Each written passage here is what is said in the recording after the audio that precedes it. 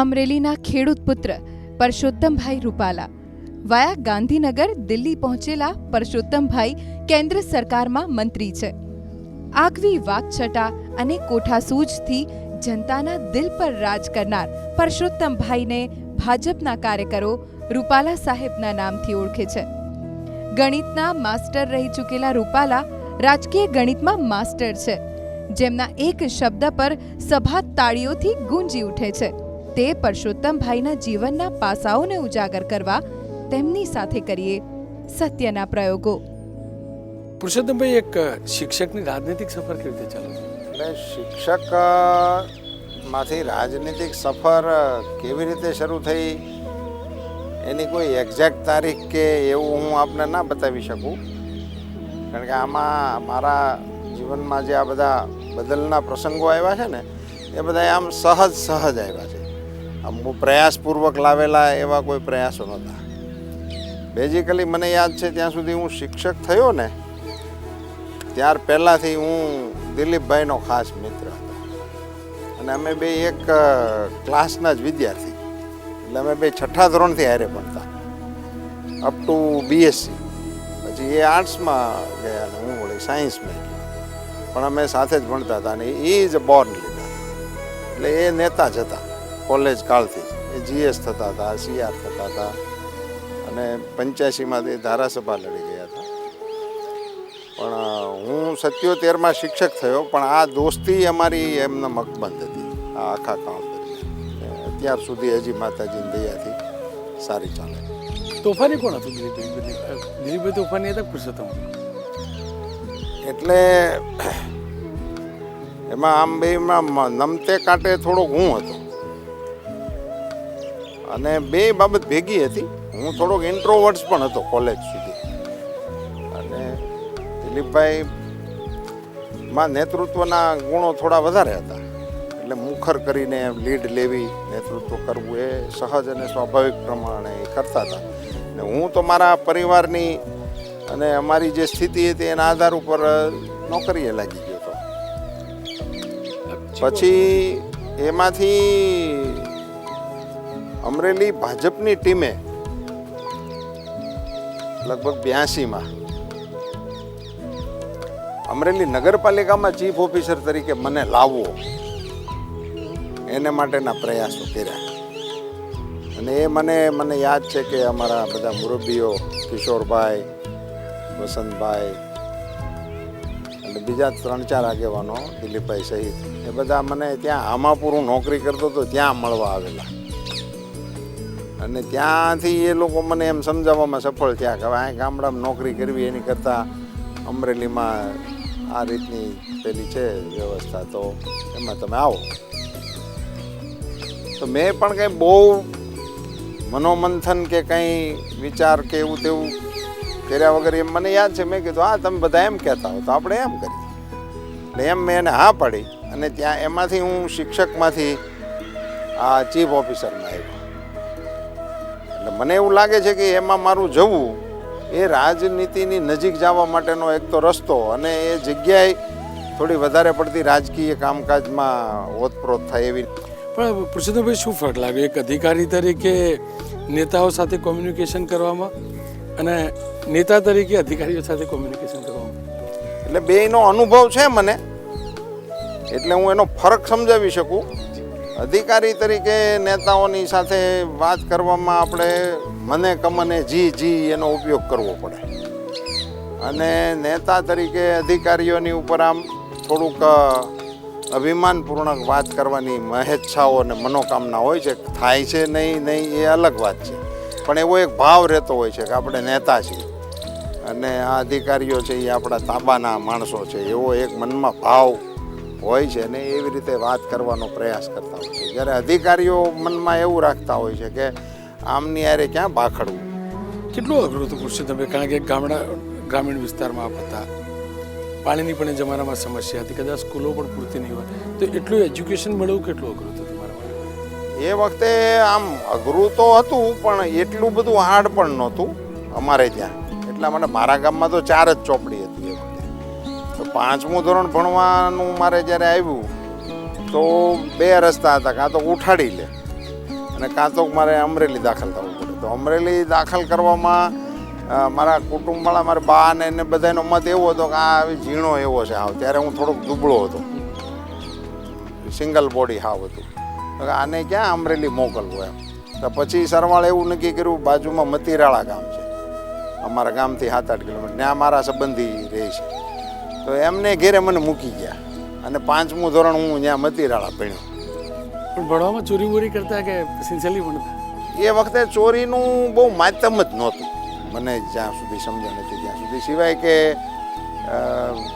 કોલેજમાં આવ્યા પછી મને મારા સંજ્ઞાનમાં આ બધી વસ્તુ આવેલી કે ભાઈ આમાં ચોરી કરાય ને કાપલી રખાય ને ચોપડીએ હેરે રખાય ને એવું બધું એ કોલેજ વખતે મારા ધ્યાનમાં આવેલું. એમાં હું થોડો ઘણો અંદર લિપ્ત પણ થયેલો ને એને કારણે હું અભ્યાસમાં કાચો પણ રહ્યો. પુરુષોત્તમભાઈ, તમારા વિસ્તારમાં તો તમાકુ માવાની પણ જબરજસ્ત આદત હશે. એ વખતે પણ વિદ્યાર્થીઓ ખાતા હશે. ક્યારે એવી આદત લાગેલી? કોલેજમાં હું આવ્યો ત્યારે મારા 2-4 મિત્રોના કારણે હું આ ઓલી દેશી તમાકુની સોળીને ખાવાની કુટેવ સાથે થોડોક સમય જોડાયો, પણ એ બહુ લાંબુ ચાલેલું નહીં. એમાં એટલો બધો રસ નહોતો પડ્યો. અને પેલો પાન આપણે માવાની અંદર પણ કાચી 135 એવી એ માવા ખાવાનું પણ થોડોક સમય ચાલેલું, પણ એ બહુ એટલું બધું મને આમ જચી નહીં ગયેલું. તમારી એક ઇમેજ એક સાહિત્યકારની પણ બની. કેવી રીતે સાહિત્યમાં રસ પડ્યો? એટલે સાહિત્યકાર તરીકેની ઇમેજનો તો મારે વિનયપૂર્વક અસ્વીકાર કરવો પડે, પણ સાહિત્ય પ્રેમી તરીકેની મારી ઇમેજ ઊભી થવાનું કારણ અસ્મિતા પર્વ સાથેનો મારો સંગ, અને એનો હું એક નિયમિત શ્રોતા બન્યો. આપ શ્રોતા તો હતા, એ તો જાણ્યું, પણ અમે લોકોએ જે જોયા તમને સારા વ્યક્તા તરીકે જોયા.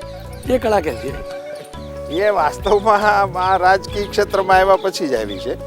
અન્યથા હું ભણ્યો ત્યાં સુધી પણ કોઈ કાળે કે કોઈ કોલેજના ફંક્શનો સુધીમાં હું ક્યાંય બોલ્યો હોઉં કે બોલવાનો પ્રયાસ ઇવન કર્યો હોય એવું પણ મને યાદ નથી.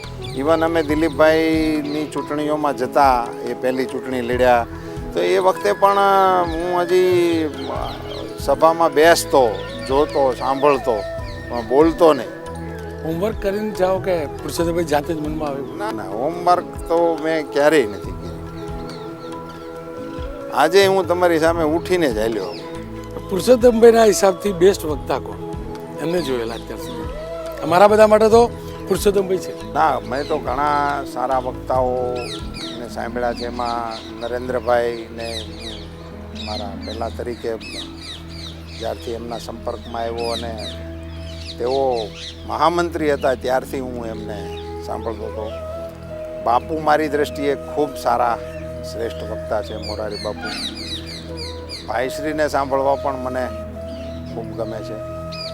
મેં ઓશોજીને પણ ખૂબ સાંભળ્યા છે.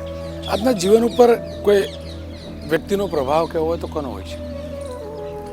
વ્યક્તિઓના પ્રભાવમાં તો બહુ મારા ધ્યાનમાં મને નથી બેસતું, પણ મારે કહેવું જ હોય તો નરેન્દ્રભાઈ અને પૂજ્ય બાપુ, એમની મારા જીવન ઉપર અસરો હોય એવું હું પોતે સ્વીકારું છું, અથવા તો મને એવું થાય છે કે હું એમાંથી કંઈક શીખું છું. પહેલી ચૂંટણી કેવી રીતે લડેલા પુરુષોત્તમભાઈને? એ વખતે જીતનો વિશ્વાસ હતો? કારણ કે એ તો કપરો કાળ હશે બીજેપી માટે. પહેલી ચૂંટણી હું લડ્યો 91માં. એ વખતે હું જિલ્લા ભાજપનો પ્રમુખ હતો. એ વખતે મારી દાવેદારી જ પ્રબળ નહોતી, પણ મારું પણ કેટલાક કાર્યકર્તાઓએ નામ આપેલું. હિયરિંગમાં અમે બેઠા હતા અને ચિમન કાકા અને અમારા કચ્છના અનંતભાઈ દવે સાહેબ, એ બંને નિરીક્ષકો તરીકે ત્યાં આવેલા. પેટા ચૂંટણી હતી એટલે બીજી કંઈ બહુ લાંબી પેલી પ્રક્રિયાઓ પણ નહોતી, પણ એમણે બધાને સાંભળ્યા. મને બરાબર યાદ છે કે એ વખતે મારા નામની જેવી નક્કી થવાનું શરૂ થયું અને એવો અણસાર આવ્યો કે આમનું નામ ઉપસે છે. એ વખતે હું કડવા પટેલ છું એટલે મને ટિકિટ ન આપવી જોઈએ એવો અમારી જ ટીમના મુખ્ય આગેવાનોએ સૂર વ્યક્ત કર્યો અને રજૂઆતો પણ પ્રદેશ સ્તર સુધી કરી. મને બરાબર સ્મરણ છે કે એને કારણે કાકાએ, ચિમન કાકાએ આગ્રહપૂર્વક મને કહ્યું કે હવે તું જ લડી લે. એક પેટા ચૂંટણી છે, આમાં ક્યાં સરકાર બનાવવાની છે? અને આવું બધું પાર્ટીમાં નહીં ચલાવવું જોઈએ. અને મને લડવા માટેનો આદેશ કર્યો હતો અને હું લડ્યો. પણ એ દિવસોમાં ભરોસો હતો કે એ પક્ષમાં છો તમે કે જેની સરકાર ગુજરાતમાં પણ બનશે, દેશમાં પણ બનશે, સૌથી મોટી પાર્ટી પણ બનશે સભ્યવાળી? ના ના ના, સરકાર બનશે એવું તો સ્વપ્નું નહોતું. અને એવો એ વખતે કંઈ બહુ મોટો આશાવાદ પણ અમને ક્યાંયથી સાંભળવા પણ મળતો નહોતો. પણ એક એવો વિચાર મજબૂતાઈથી મૂકવામાં આવતો હતો જેનાથી અમે પ્રેરિત થયા હતા કે ભારતીય સંસ્કૃતિને અનુરૂપ રાજનીતિ કરવા માટેની એક આ પાર્ટી છે. પહેલી વાર આપ મંત્રી બને એ દિવસ કેવો હતો પરસોત્તમ? મને કેટલો આનંદ હતો અથવા એ દિવસો કેવા હતા? હું 95માં કેશુભાઈની નેતૃત્વવાળી જે સરકાર, પહેલી વહેલી ભારતીય જનતા પાર્ટીની સરકાર બની, એમાં મને મંત્રી બનવાનો અવસર મળ્યો. આજે પણ તમારી સાથે શેર કરવામાં જરાય સંકોચ નથી. મને સૂચના આવી કે તમારે શપથ લેવા આવવાના છે. ત્યાં સુધી મેં કોઈ પણ પ્રકારની માનસિક ગતિવિધિ કર્યાનું મને યાદ નથી. એટલે હું એવું કશું લોબિંગ કરતો હતો કે કોઈના માટેથી હું કશું કેવડાવતો હતો, એવું કશું જ નહોતું. અમે નેચરલ કોર્સમાં ચૂંટણી જીતી ગયા હતા, એના આનંદમાં આમ બધા કાર્યકર્તાની જેમ અમે સમય પસાર કરતા હતા. એમાંથી મને આ સમાચાર મળ્યા હતા કે તમારે પણ શપથ લેવા માટે આવવાનું છે. એટલે મેં શપથ લીધા. ત્યારે મને પહેલી વખત એવું થયું હતું કે એક સામાન્ય પરિવારનો છોકરો, એક સામાન્ય કાર્યકર્તા, એ પણ રાજ્ય સરકારમાં પ્રધાન થઈ શકે. ત્યારબાદ તો 2002 પણ ગઈ, 2007 પણ ગઈ. આપ નરેન્દ્રભાઈના સારથી પણ એટલે પાર્ટીના અધ્યક્ષ પણ રહ્યા. એ વખતે ભરોસો હતો કે પહેલી ટર્મ પછી બીજી ટર્મ, ત્રીજી ટર્મ એમ પક્ષની સરકાર બનતી રહેશે ગુજરાત? પછી કોન્ફિડન્સ આવી ગયો હતો. 95 પછી અમારો આત્મવિશ્વાસ જબર વધ્યો હતો કે આપણે રાજ્યમાં તો જીતીશું જ, પણ કેન્દ્રમાં પણ આપણે સરકાર બનાવવામાં સક્ષમ થઈશું. એવો આત્મવિશ્વાસ 95 પછી અમારો જબરજસ્ત વધી ગયો. પુરુષોત્તમભાઈ અમરેલીથી ગાંધીનગર આવ્યા, ગાંધીનગરથી રાજ્યસભાના સભ્ય તરીકે દિલ્હી પણ ગયા. એ દિવસોમાં આઈડિયા હતો કે ના હું દિલ્હી જઈશ, ગાંધીનગર? ના, એ પણ અનાયાસે જ મને એક દિવસ નરેન્દ્રભાઈએ જ બોલાવીને એમના ઘરે વાત કરી હતી કે મારો અધ્યક્ષનો ટેન્યોર પૂરો થતો હતો, કે હવે તમને અમે રાજ્યસભામાં મોકલવાનું પાર્ટી નક્કી કરે છે. ત્યારે પણ મેં એમની સામે નિખાલસતાથી આ કબૂલ કર્યું કે હું એમને એ પદને લાયક છું કે કેમ એ તો મને નથી ખબર, પણ પાર્ટી આ મારા માટે ખૂબ મોટો મારી ઉપર ભરોસો મૂકી રહી છે, એટલે એને યોગ્ય થવા માટેની કોશિશ કરીશ. પુરુષોત્તમભાઈને મનથી અને દિલથી ગાંધીનગરમાં આનંદ મળ્યો કે દિલ્હીમાં? જો આમાં હું આમ કહું કે ગાંધીનગર કે દિલ્હી એ બેય વ્યાજબી નથી. મારો એક સ્વભાવ રહ્યો છે કે મેં પહેલી કારકિર્દી મારી શરૂ થઈ ત્યારથી જ કોઈ ગોલ સાથે કારકિર્દી શરૂ કરેલી નહોતી. હું તો એક શિક્ષક તરીકે એ મારા પ્રયાસોના ભાગરૂપે હું શિક્ષક થયો. પછીની બધી જ ઘટનાઓ જે છે મારા જીવનની, એ બધી જ એક સંયોગોના કારણે હું જેમ જેમ એમાં અંદર જતો ગયો એમાં હું પ્રવૃત્ત થતો ગયો. એટલે રાજકીય રીતે ન તો મેં વિધાનસભા પદ માટે વિચારેલું ને થયેલું, ન તો મેં રાજ્યના મંત્રી તરીકે વિચારેલું અને થયેલું, ન તો મેં રાજ્યસભાના સભ્ય તરીકે જવાનું વિચારેલું અને થયેલું. એ બધી જ પ્રક્રિયાઓ મને એમ લાગે છે કે સંયોગોએ મને ભેટ આપી છે અને હું એમાં પ્રવૃત્ત થયો છું. દિલ્હી ગયા પછી કોઈ એવું કાર્ય કર્યું જેનો પૂરો સંતોષ? દિલ્હી ગયા પછી મારી પાસે એગ્રીકલ્ચર અને પંચાયત બે વિભાગોનો હું રાજ્ય કક્ષાનો મંત્રી હોવાને નાતે મુખ્ય નિર્ણયોમાં તો અમે સજેસ્ટ કરી શકતા હોઈએ, પણ ત્યાંની ઘણી બધી બાબતોમાં અમને કોન્ટ્રીબ્યુટ કરવાનો મને અવસર મળ્યો. મારો વિભાગ પંચાયત અને કૃષિ છે. તો આજે મને કહેતા એકદમ આમ એટલો બધો આનંદ થાય છે કે આ બંને વિભાગ થકી ભારત સરકારની તિજોરીના પૈસા પહેલી વખત અમે ગામડામાં સીધા પહોંચાડવાનું શરૂ કરી શક્યા. આજે સરપંચના એકાઉન્ટમાં સીધા પૈસા ભારત સરકારના આવે છે પુરુષોત્તમભાઈ, રાજકીય જીવનમાં સ્વાભાવિક રીતે આટલી લાંબી સફર તો પડકાર પણ આવેલો છે. પુરુષોત્તમભાઈના જીવનમાં કયો પડકાર આવ્યો? મને આમ પડકાર જેવું તો કંઈ ખાસ આવ્યું હોય એવું મને નથી લાગતું, પણ સંઘર્ષ આવ્યો જેને હું પડકાર નથી ગણતો, પણ સંઘર્ષ આવ્યો. દાખલા તરીકે 7ની ચૂંટણી હતી તો અમારે અંદર અને બહાર બે બાજુથી પુષ્કળ હરીફોનો સામનો કરવાનો આવ્યો હતો. અને એક વખત એવો પણ આવ્યો હતો કે અમે લગભગ 12થી વધારે અમારા ચૂંટાયેલા ધારાસભ્યોને સસ્પેન્ડ કરવાનો મારે નિર્ણય લેવો પડ્યો હતો. એટલે એ એક વિષમ પરિસ્થિતિમાંથી અમે પસાર થતા હતા. ક્યારે પુરુષોત્તમભાઈ એવું થયું કે આટલો લાંબો રાજકીય અનુભવ, એક કોમ્યુનિટીમાંથી આવો છો જે વધુ મત બેંક પૈકીની એક કોમ્યુનિટી, ક્યારે એવું થયું કે આ સફરમાં હું પણ મુખ્યમંત્રી હોતો કે? એવું મને ક્યારેય નથી થયું, પણ મારી આસપાસ આ વાત ક્યારેય બંધ નથી થતી, એવું મેં ક્યારેય ફીલ નથી કર્યું. એનું કારણ છે, મેં તમને કહ્યું એમ, કે મારું સ્ટાર્ટિંગ પોઈન્ટ જ એવું હતું કે જ્યાંથી અડધો કિલોમીટરનું દૃશ્ય દેખાતું નહોતું. તો માઉન્ટ આબુ ઉપરની કોઈ ચીજોને જોવાની જે વાત હોય એ આપણા મગજમાં બેઠેલી ના હોય, પણ રાજકીય પરિસ્થિતિમાં આ વાતો સતત ઉછળા રાખે મારી આસપાસ. પણ એનીથી મેં ક્યારેય એની કોઈ પરવા કરી નથી અને એમાં હું ક્યારેય લિપ્ત પણ થયો. તે દોડધામમાં પારિવારિક જીવન ખોટવાતું હોય અથવા એવું ક્યારે લાગે હું પરિવારને અન્યાય કરી દઉં?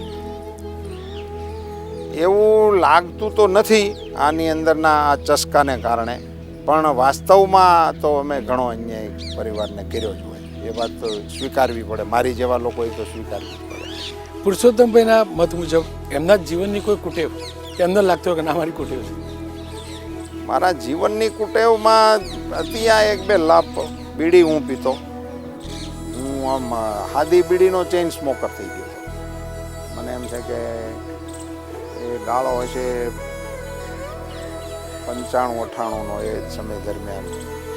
તો એ મારી આસપાસ એવું ગ્રુપ ગોઠવાઈ ગયું હતું, તે એ કાઢ્યા જ રાખે, લો લો લો એક છે લીલવણી, એમ કરતાં કરતાં પછી હું રાખતો થઈ ગયો હતો અને એને ખૂબ મેં પીધી. પણ પછી કયા તબક્કે કેવી રીતે છૂટી ગઈ એ અત્યારે યાદ નથી, પણ હવે યાદ નથી આવતી, એટલું સારું છે. પુરુષોત્તમભાઈ, રાજનીતિમાં કોઈ પણ દાગ ન લાગે ભ્રષ્ટાચારનો અથવા કોઈ પણ પ્રકારનો, કેટલું અઘરું હોય? એ તો અત્યારના સમયમાં અત્યંત અઘરું. એટલા માટે કે અત્યારે તો એવું ચાલે છે કે તમે કશું કરો ને લાગે તો એ આપણે સમજવાનું કે ભાઈ એ તો તમે ધૂપકો માર્યો પાણીમાં તો તમને પાણીના ડાઘા લાગે, પણ ખાડોય ન હોય, પાણીએ ન હોય, અને એવી અત્યારે ટેકનોલોજી આવી ગઈ છે કે તમે આખા પાણી છો એવું દેખાડી શકાય. એટલે એવા સંજોગોમાં અત્યારે તો એ ખૂબ અઘરું થઈ ગયું છે. પણ છતાંય થોડા કઠોર આપણે પહેલાંમાં રહીએ, નીતિ નિયમમાં, સંયમમાં, પોતાની રીતે, અથવા તો સજાગ રહીએ તો બચી શકાય.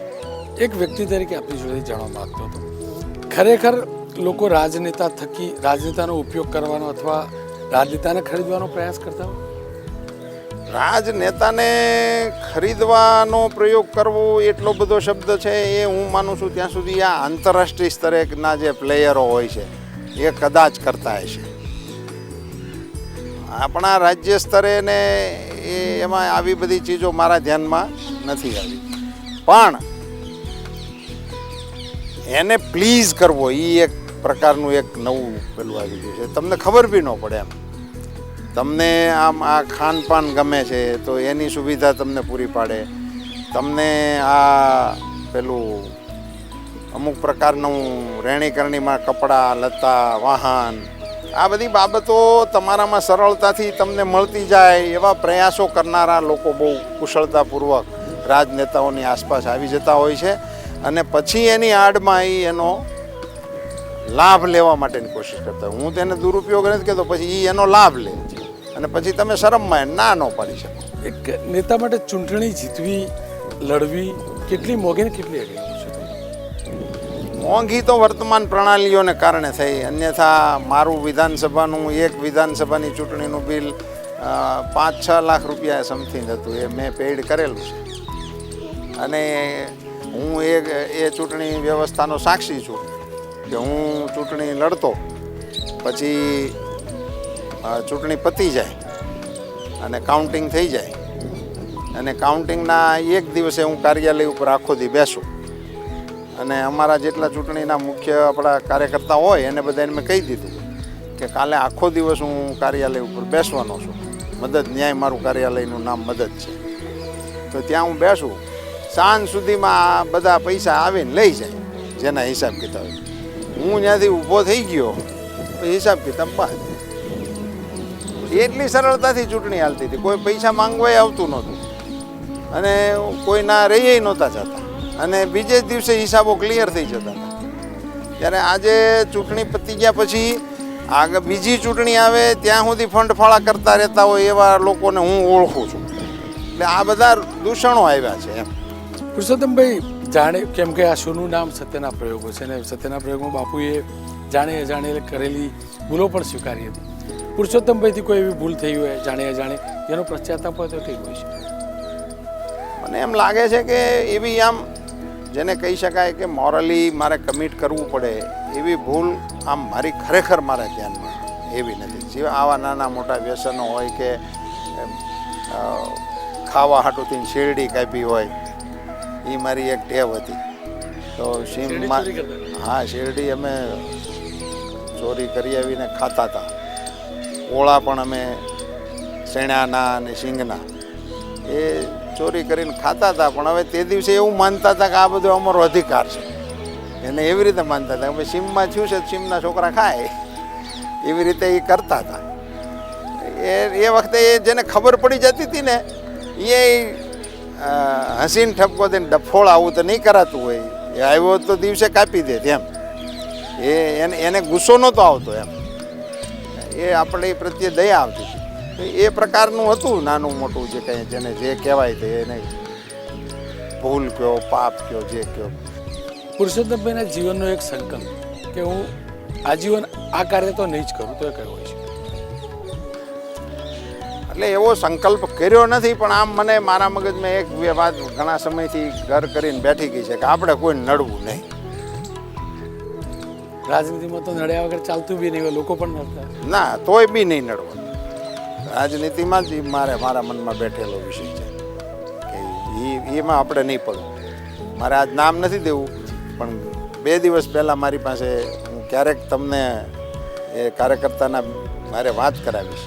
મારી પાસે દિલ્હી કામ માટે આવ્યા હતા અને મેં એને ના પાડી હતી કે આ તમારું કામ આ કક્ષામાં આવે છે એટલે મારે એમાં નથી જોડાવું, તમે તમારી રીતે કરી. રાજનીતિના કારણે વ્યક્તિગત કોઈનું દુઃખ પહોંચાયું હોય જીવનમાં, એવો કોઈ કિસ્સો યાદ આવતો હતો? કોઈ એવો મારા કારણે દુઃખ મેં ઈરાદો ન કર્યો હોય, પણ દાખલા તરીકે મને ટિકિટ મળી પહેલી ત્યારે મારા ઘણા સાથી કાર્યકર્તાઓને ઘણું દુઃખ થયેલું ને પાર્ટી છોડીને વી ગયા.